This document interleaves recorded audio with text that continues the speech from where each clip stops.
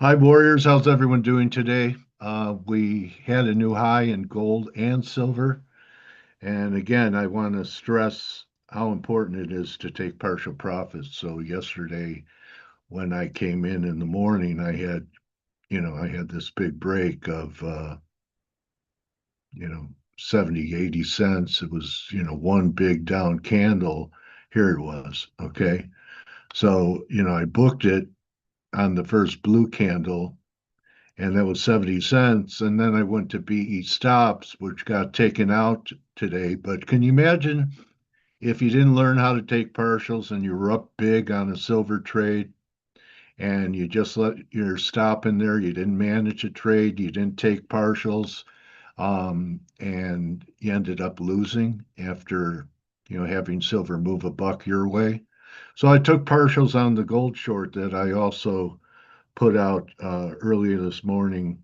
You still have about $10 made if you want to take some partials. I look at the gold and the way it's acting right here, it definitely has diverged. I'm having some, there you go. So see this divergence on the 4 hour, okay? And then you see this divergence on the 1 hour. I guess I shouldn't talk RSI today because I'm running slow.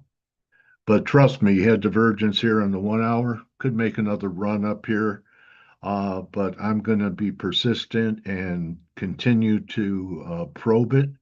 The reason I went with gold today over the silver was this was a confirmed low in the gold silver ratio. So there could be another low. So if we're going to head down one more time, gold's going to be my preferred short and silver the preferred long as silver is pushing towards new highs here. I don't think this is long lasting either. I know a lot of people are looking for that big round number of 50. Not sure we get there, especially if I'm right about the dollar and it's about to turn again. New position, I took a short in the Aussie. We're right around the 50% level a little bit. I may add on up here short from right here, 6620. I may add at the 61.8 level up here. We have two little drives. So Euro still trying to push, but having trouble closing over 1750. We almost got to the 50% level. I don't think we're going to take that 50% level out. And remember yesterday, a couple days ago, I said I thought that the pound could rally back to 35.50 and it didn't look too promising that it could do it. It was a weak sister on the decline. We're almost there, and the reason I was looking for 550 is it could be this is a left shoulder, this is a head, and looking for a right shoulder to start developing here. Yen went further than I thought. I haven't bought it. I'm underwater on some dollar positions. I'll hold this. Still think that this is just a correction to buy. And before I forget, remember I said that Nat Gas, I was renaming it, that it would be the not widowmaker, but widower maker, because longs will make so much money that it'll give the men, the husbands it'll give their wives a heart attack. So it could be a widower maker. We're threatening this breakdown. They're turning it back. I think eventually we will close over here. You need the close for that to happen. And it hasn't happened yet, but last week I talked about buying more on this little ABC pullback. I think it's just a matter of time. The measured move off this bottom would take you up to about 360. We're getting a bit of a rally in S&Ps. Yesterday was a pretty wild day. We got all the way back to almost the high of last week yesterday. So this was the spike, and we got to, see what was the high there?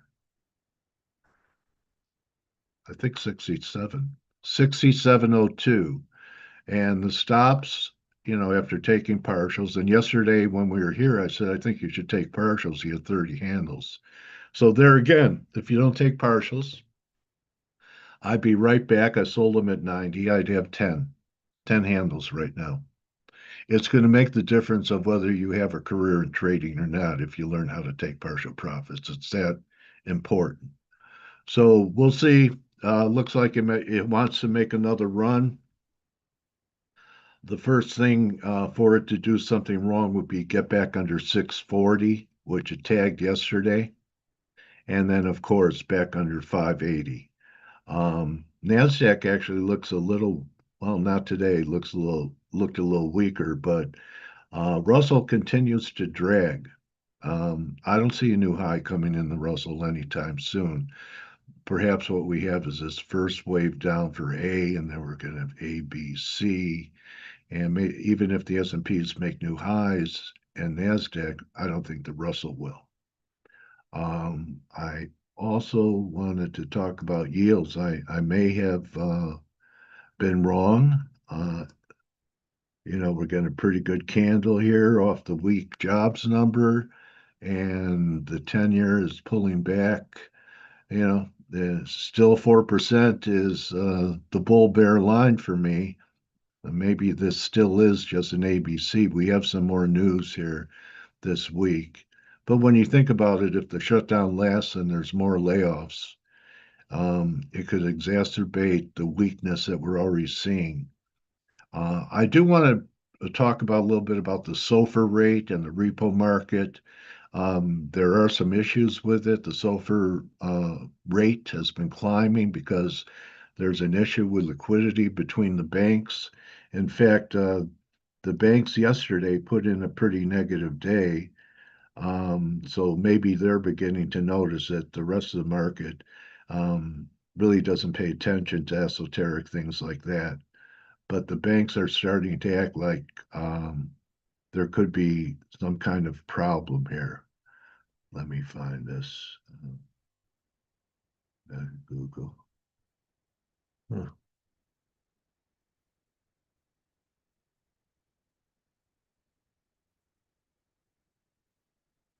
Okay.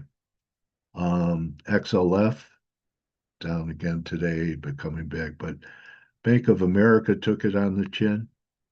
Okay. We have massive divergence here. But pay attention to that.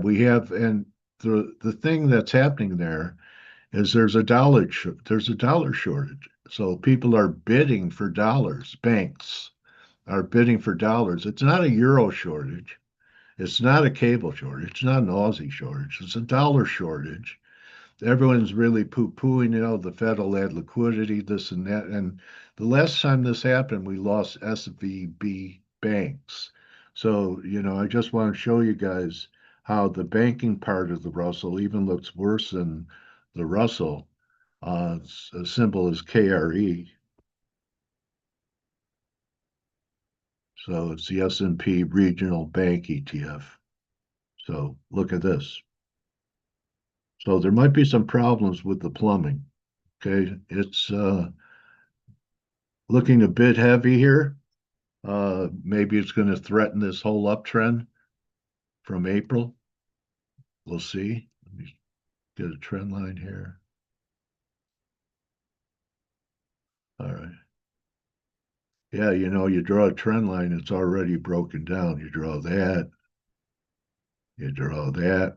There you go. That looks pretty good. So breaking trend a bit, and that's from the April low. So just something for you to keep one eye on because that could be an issue. Everyone's saying the Fed will, just backstop everything. We'll see about that. And for people that really are specs, we've had this huge run in the miners, and this is the reverse miners right here.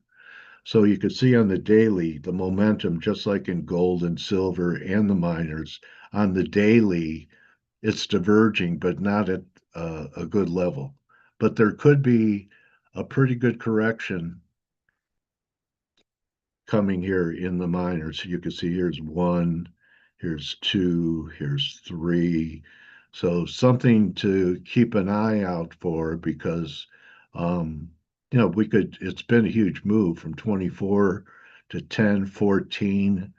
So, halfway back would take it to 16. That's 60%. Anyway, keep an eye on dust if you're a riverboat gambler, and you could use stops in this as well. Um, also, I want to just talk about the cannabis stocks because they're trading kind of wild. So I don't know. With the government closed, are they going to be able to um, reschedule it?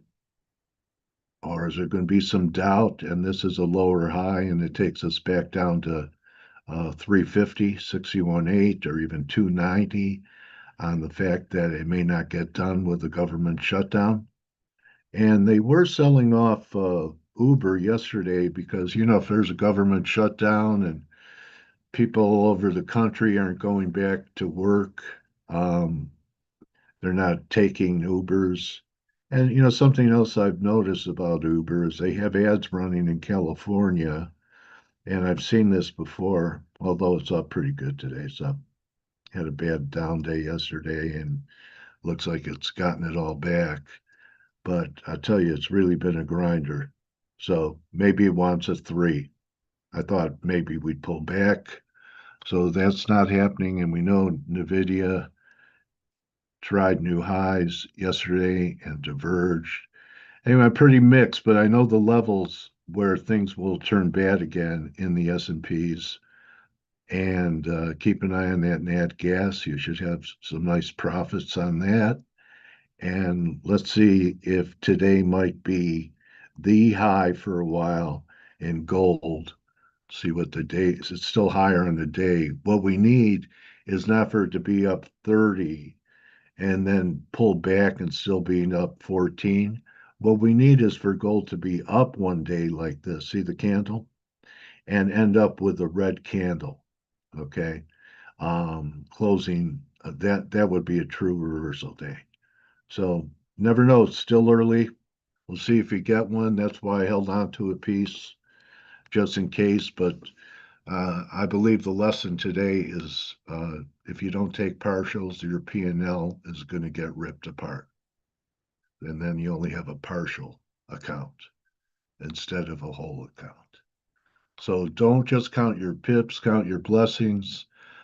See everyone in the room. There's lots of good postings going on there. Mike and I are seeing some things. Mike likes dust, and we'll see how things finish. It's going to be an interesting week with this government shutdown that I really don't think is going to end anytime soon.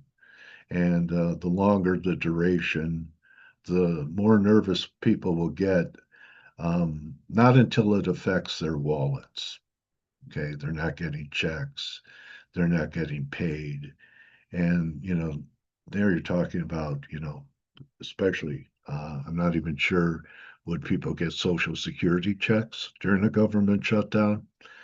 Anyway, all we could do is one day at a time, do the right thing today, and tomorrow will take care of itself. See everyone in the room.